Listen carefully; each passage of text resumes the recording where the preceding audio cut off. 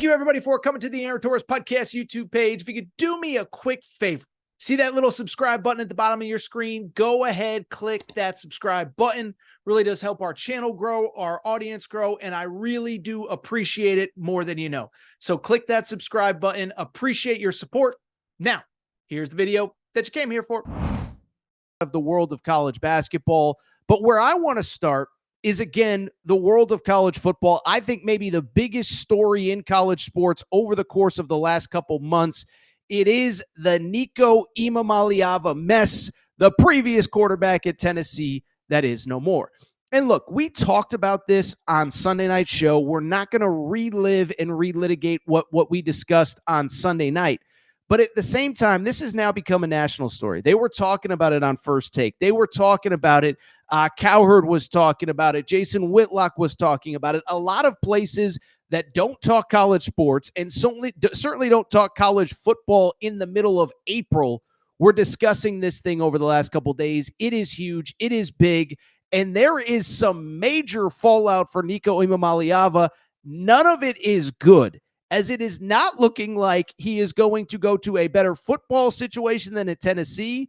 And if you believe some of the schools that are involved, he might have to drop down to the group of five, and he is certainly not going to get that $4 million that I think that he and his camp expected when he went and entered the portal.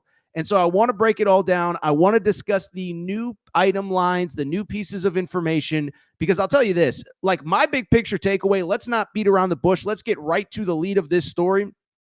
I think Nico's dad, I think Nico's camp has screwed this up about as much as any human being could.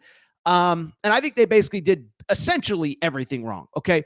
So listen, by now we know the Nico story. As I said, I don't think there's much to discuss in terms of what happened in the past. Okay. But at the end of the day, the baseline facts are pretty simple. Starting quarterback on a college football playoff team. By the way, if you're a Vol fan tuning in, make sure to check out our Torres on the Vols page. But listen, Tennessee was in great shape, makes the college football playoff last year. And I don't think it's any secret, right? It's like, I think the Iamaleava camp is like, well, wait a second now. We just made the college football playoff.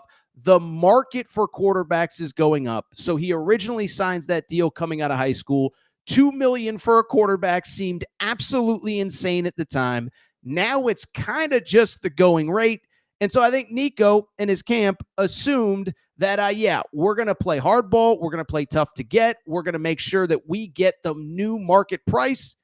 And Tennessee basically told him to kick rocks. And so what is new since we last spoke about this story? You know about all that. There's nothing new. Well, I'll tell you this. I thought it was interesting when it became clear that Nico was frankly no longer going to be welcomed back at Tennessee. I think what became pretty obvious pretty clearly is that I think there were a lot of people out there that said, okay, this isn't a good situation, but Nico's going to have options, right? I mean, former 5-star, he's got all the tools. He could be an NFL quarterback if it all comes together.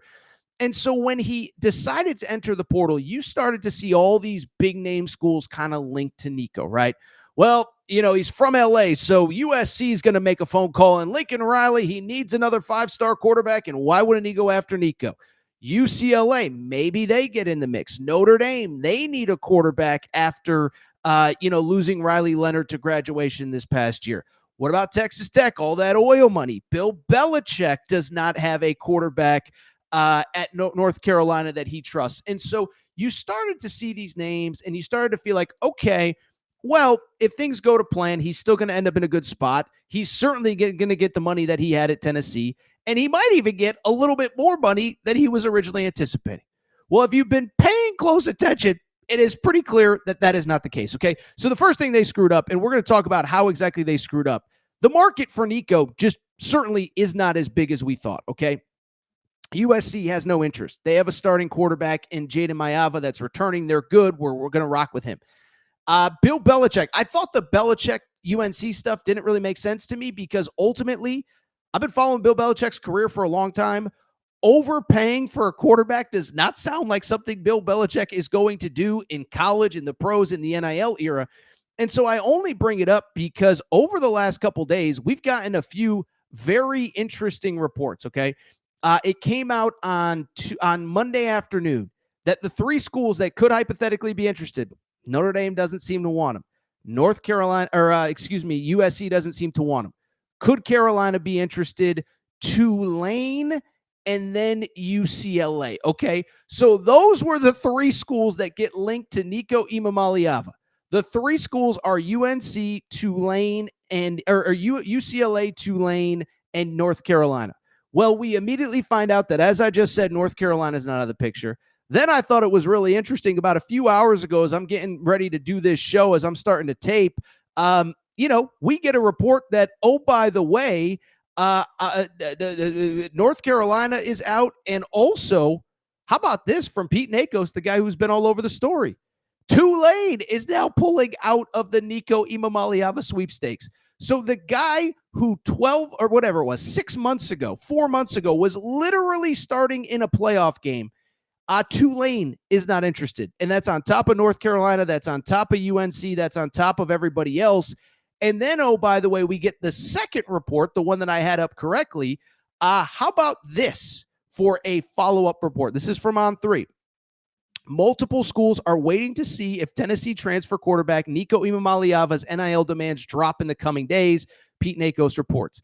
Multiple programs are ready to become contenders if he is open to a deal closer than to $1 million, okay? And so I only bring it up because, listen, I'm not an economist. I'm not the father of a high school football star. I'm not the father of a five-star. But how about the situation that Nico Iamaleava's camp, headlined by his father, has put Nico Iamaleava in?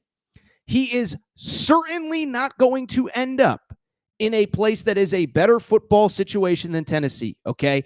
There are not appearing to be college football playoff contenders knocking on the door, believing that Nico Iamaleava is the difference. But then to take it a step further, it's going to be a worse situation with worse teammates, worse coaching, because Josh Heupel, whatever you think about Josh Heupel, is a great offensive play caller. He's an offensive savant. But then, on top of it, Nico Iamaleava is probably going to have to take a 50% pay cut. And so basically, if you're going to put yourself in this situation, one of two things has to happen. You either got to put yourself in a better football situation, or you got to be making way more money to make it worthwhile to leave Tennessee.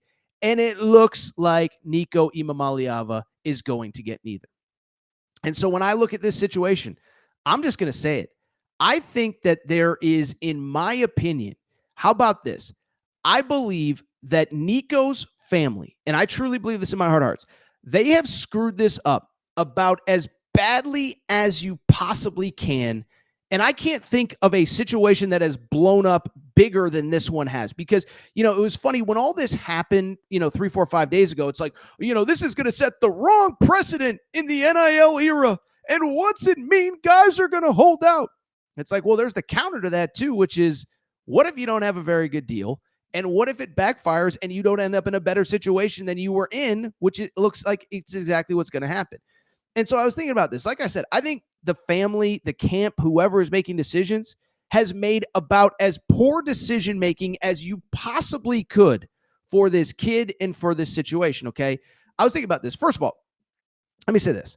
I don't think it was the right decision at any point to try and hold Tennessee hostage for more money, okay? I was thinking about this. I don't think it was the right decision. It's not what I would have advised my son, especially, again, in a season where we all know he was at his best against Vandy and UTEP and Chattanooga, 0 touchdowns against Ohio State, 0 against Florida, 0 against Georgia. So I probably would not have complained about a $2 million salary if I was his family. But I was thinking about this. If you were going to do it, you had to kind of do it in the early portal window, okay? Because I was thinking about this. First of all, think about, what did I just say? The number of schools that actually need a quarterback right now. UCLA, Tulane, only because their quarterback got arrested. UNC appears to be going in. There's just not that many teams. You go back to December, you think about the teams that needed a quarterback. Auburn needed a quarterback, ended up with Jackson Arnold. Florida State needed a quarterback, ended up with Castellanos from Boston College. Who else? Texas A&M, I think, would have been willing to listen if there was an opportunity to bring in a quarterback upgrade over the guys that they had. LSU was going through that mess when Bryce Underwood decommitted. They end up getting Garrett Nussmeier back. But you go on and on down the list. Miami clearly needed a quarterback. They take Carson back. Notre Dame may have at least sniffed around back then. The reason I bring it up is because if you needed to go in the portal, if you wanted to go in the portal to try to leverage Tennessee for more money, the time to do it was in December. The time to do it was not now. And here's the other crazy part that I think transparently even I had forgotten until, you just kind of go through the process of all this is, remember, SEC players cannot transfer within the SEC in the spring portal window. So they skipped the December window. And, there's reports that he was trying to get money back then. But he doesn't enter the portal in December, doesn't try to leverage Tennessee in December. And what ends up happening, now he's going to try to transfer in the spring. He can't transfer to an SEC school. So any of these SEC schools that could have potentially been interested, he can't go there. I see Arkansas fans in the chat. I know his brother's at Arkansas. Even if Arkansas wanted him, and I know they don't, Taylor Green, whatever, Nico could not go to Arkansas. Nico could, if something happened at Auburn or something happened at LSU or something happened at Texas or Texas A&M or Arch Manning, withdraws from school, those schools cannot take Nico Iamaleava. So the baseline of negotiation is, if you are going to try to leverage your current situation for something better, have as many options as you can. And Nico doesn't have that right now. And I think the other thing that stands out is exactly what I just said. If you are going to try to leverage your situation, and again, if I was advising him, if it was my son, I probably would have told him, be happy with $2 million. You were okay last year. You were not great. But if that was my son, you know what I would have said? I would have said, if we are going to try to make this move, you know what I'm going to do? I'm going to make sure that you have a better offer standing in case Tennessee calls your bluff. Because I think the thing that has become abundantly clear, it seems very obvious to me that the Iamaleava family did not think that Tennessee was going to call their bluff. They did not think that Tennessee was going to tell them to kick rocks, did not think that Tennessee was not going to meet their demands, and very much thought, hey, you guys just made a playoff. You certainly don't want to go into next year without your starting quarterback, so you're going to meet our demands. And so it's fine if you think that way, but when you make it public, when you put out the reports, and I think the Iamaleava camp was behind all this, you better be darn sure that you have a better situation in front of you than the one at Tennessee. In other words, if Tennessee does tell you to kick rocks, you better make sure that there is a better situation out there for you. I think about any of you. I'm sure everybody listening at some point in their life has had a situation where you have to negotiate, renegotiate, whatever. I work for Fox Sports Radio. Now, I would never try to leverage my boss. I love my boss. He's the best boss I've ever had. But if I decided that I wanted something out of Fox Sports Radio that they weren't giving to me, you better darn well believe that I would make sure that I have something on the table, concrete, ready to go. Either a better offer, a better job, more money, whatever it is, before I start going to my boss and making demands. And so you look at this situation for Nico Iamaleava for Tennessee. I think the family has screwed this up about as badly as you possibly could. And I don't know what the answer is, because one of two things is going to happen, and potentially two of two. One, you're almost certainly going to end up in a worse football situation. And I think what is becoming increasingly clear, you're going to end up in a worse financial situation as well. I was thinking about this, even with UCLA. UCLA might be a great fit. I looked this up. I could not believe it. UCLA, Deshaun Foster, their head coach, got paid $3.5 million last year. The head coach made under $4 million, and now you're going to go ask for $4 million to play quarterback there? It ain't going to happen. So I could go on and on. I want to get to some college hoops portal stuff, but I was just blown away watching this all from a distance. Nico Iamaleava, I think that family has screwed this thing up about as bad as they could.